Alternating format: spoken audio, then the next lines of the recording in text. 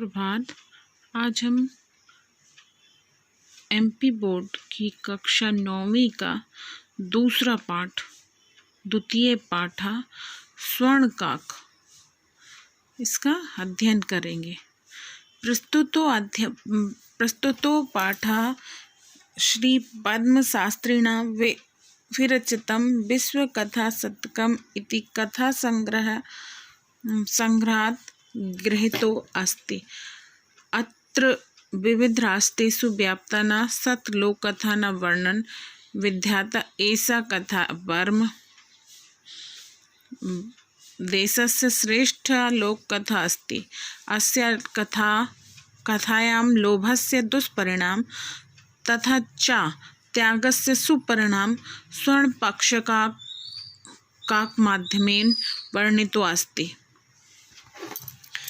पाठ 2 स्वर्णकाक मतलब होता है सोने का कौवा।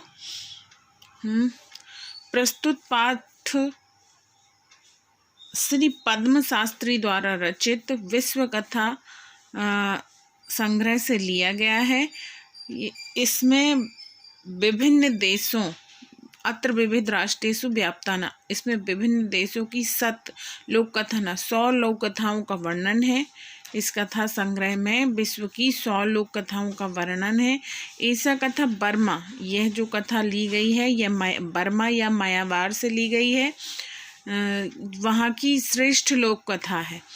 अस्या कथा, इस कथा में लोभ का दुष्परिणाम तथा च त्यागस्य सुपरिणाम, त्याग का सुपरिणाम मतलब अच्छा परिणाम, लोभ का बुरा और त्याग का अच्छा परिणाम स्वर्ण पक्ष काक माध्यम सोने के पंख वाले कौवे के माध्यम से बताई गई है या वर्णित की गई मतलब बताई गई है।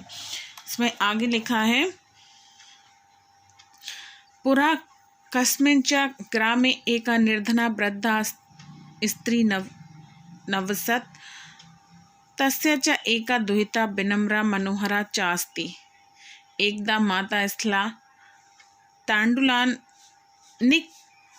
निक्षिप्य पुत्रीम् आदिशिता सूर्यातापे तांडुलान खगेभ्यो रक्षः। किंचिता कालानन्तरम् एको विचित्र कथा समुद्य तस्य समीपम आगच्छत। ये इस पैराग्राफ का अर्थ है मतलब पुराने समय में किसी गांव में एक निर्धन स्त्री रहती थी। पुरा कस्मिन् ग्रामे एका निर्धना स्त्री नवसत मतलब पुराने समय में किसी गांव में एक निर्धन स्त्री रहती थी। उसकी एक विनम्र सुंदर पुत्री थी। तस्य एका दुहिता विनम्रा मनोहरा चास्ति मतलब उसकी एक सुंदर पुत्री थी। एक बार माता ने थाली में चावल रखकर पुत्री को आदेश दिया, सूरज की धूप में चावलों की पक्षियों से रक्षा करो। एकदा माता स्थलात् तांडुलान निष्पक्ष्यं पुत्रीम् आदिशत सूर्यातापे तांडुलान खगेभ्यो रक्षा मतलब अपनी माता ने चावल निकाल के थाली में रखे और पुत्री को आदेश दिया कि इन्हें धूप दिखाओ और साथ में पक्षियों से इनकी रक्षा करो। किंचित कालादनम एको विचित्र काका समुद्य तस्सा समीपम आगच्छत। कुछ समय के बाद एक विचित्र कौवा उड़कर उनके पास आ गया।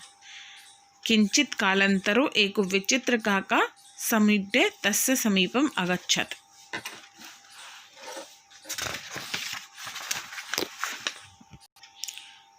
नैद्रस्सु स्वर्णपक्षो रजत चंचु स्वर्णकाक तस्य पूर्व दृष्टा। इस प्रकार का सोने के पंखों वाला तथा चांदी की चोंच वाला सोने का कौवा उसने पहली बार नहीं देखा गया, उससे पहले नहीं देखा था। नैदृश्य स्वर्णपक्षो रजत चंचु स्वर्णकाक पूर्व दृष्टा, उससे पहले उसने सोने की पंख वाला और चांदी की चोंच वाला कौवा नहीं देखा था। तदम तांडुलान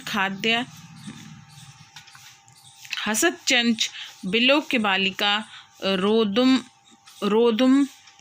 बिलोक्य बालिका रोदितुमारब्धा त्वं निवारयन्ति सा प्रार्थन्यते। उसने पहले नहीं देखा था, उसको चावल खाते हुए और हंसते हुए देखकर बालिका ने रोना आरंभ कर दिया। तो कौवे को रोते हुए उसने कौवे को चावल खाते और हंसते हुए देखा तो बालिका ने रोना आरंभ कर दिया। ता निवारयन्ति सा प्रार्थना, और उसको रोकती हुई इस बालिका ने प्रार्थना की, चावलों को मत खाओ। तांडुलान माँ भक्षा, मतलब चावलों को मत खाओ। मदनिया माता अति निर्धना वर्धते, स्वर्ण पक्ष काक प्रभोक्ष मासुच, सूर्योदय त्याग ग्राम बहि, पिप्ल वृक्षमनुतया अगच्छताम, अहम तुभ्य तांडुल मूल्य दास्यामि, प्रहर्षिता बालिका निद्रापि न लेभे।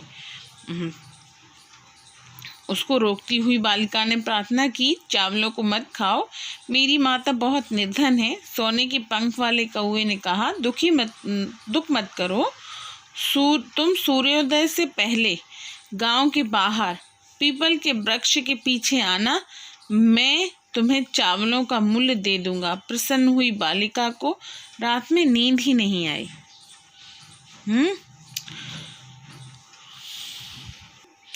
सूर्योदय पूर्व में तत्रोपस्थिता वृक्षोऽपि विलोक्य सा च आश्चर्यचकित सच्चता, यत् तत्र स्वर्णमय प्रसादो वर्धते, तदा काकः संयत्वा प्रबुद्धस्ता तेन स्वर्ण गवाक्षो कथितम्, अहो बाले, त्वं गत्वा तिष्ठ, अहं ताकृत्वे स्वपान मावतारयामि। तदकथ्य स्वर्णमय रजतमय ताम्रमय वा कन्या अपशत, अहम निर्धनापि तुहिता अस्मिन् ताम्रसोपानेव आगमस्यामि, परम स्वर्णसोपाने च स्वर्णभवनम आहारोत्। सूर्योदय से पहले वह बालिका वहां पहुंच गई। वृक्ष के ऊपर देखकर वह आश्चर्यचकित हो गई कि वहां सोने का बना हुआ महल है। जब कौवा सोकर जागा तब उसने सोने की खिड़की से कहा, अरे बालिका, तुम आ गई, ठहरो, मैं तुम्हारे लिए सीढ़ी उतारता हूँ। इसीलिए बताओ, सोने वाली, चांदी वाली या तांबे वाली, कौन सी उतारूं? कन्या बोली, मैं निर्धन माता की पुत्री हूँ, तांबे की सीढ़ी से ही आऊंगी। परंतु सोने की सीढ़ी के द्वारा ही वह स्वर्ण महल में चढ़ी। चिर काल भवने चित्र विचित्र वस्तुनानि सज्जितानि दृष्ट्वा सा विस्मयगता श्रान्त्वा ता विलोक्य काकः अवदत् पूर्व लघु प्राताश क्रियां बद्धत्वा स्थल स्वर्ण स्थालायां भोजन करिष्यात्, किं वा रजत स्थलायां उत ताम्र स्थलायां, बालिका अवदत् ताम्र स्थलायां एव अहम निर्धना भोजना करिष्यामि। तदा स आश्चर्यचकिता सज्जाता, तदा स्वर्ण काकेन स्वर्ण स्थालायन भोजन परिवेशितम्, न एतस्मिन् स्वादु भोजन मदवधि बालिका खाद्यवती।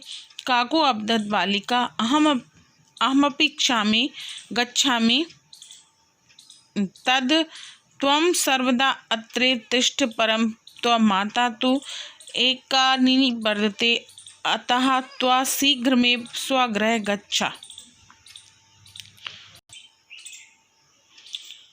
बहुत देर तक महल में अनोखी वस्तुओं को सजा हुआ देखकर वह आश्चर्यचकित हो गई। थकी हुई उस बालिका को देखकर कौवा बोला, पहले थोड़ा सा सुबह का नाश्ता कर लो। बताओ, तुम सोने की थाली में भोजन करोगी, चांदी की थाली में अथवा तांबे की थाली में? बालिका ने कहा, तांबे की थाली में ही मैं निर्धन भोजन करूंगी। तब वह आश्चर्यचकित हो गई जब सोने के कौवे के द्वारा सोने की थाली में भोजन परोसा गया। स्वर्णस्थालायां भोजन परिवेशिताम मतलब परोसा गया।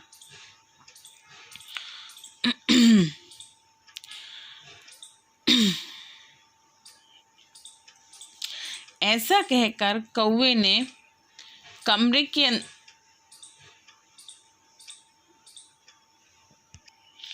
ऐसा स्वादिष्ट भोजन उस बालिका ने नहीं खाया था। कौवा बोला, बालिके, मैं चाहता हूँ कि तुम हमेशा यहीं रहो, परंतु तुम्हारी माता अकेली है, तुम जल्दी से अपने घर जाओ। हम इच्छामि तदहं सर्वदा अत्रे तिष्ठ परम तो माता तो एकानिकी वर्धते। कौवा कहता है कि मैं चाहता हूँ कि तुम हमेशा यहीं रहो, पर तुम शीघ्र घर जाओ, तुम्हारी माता अकेली है। इसके आगे का नेक्स्ट पार्ट में करेंगे।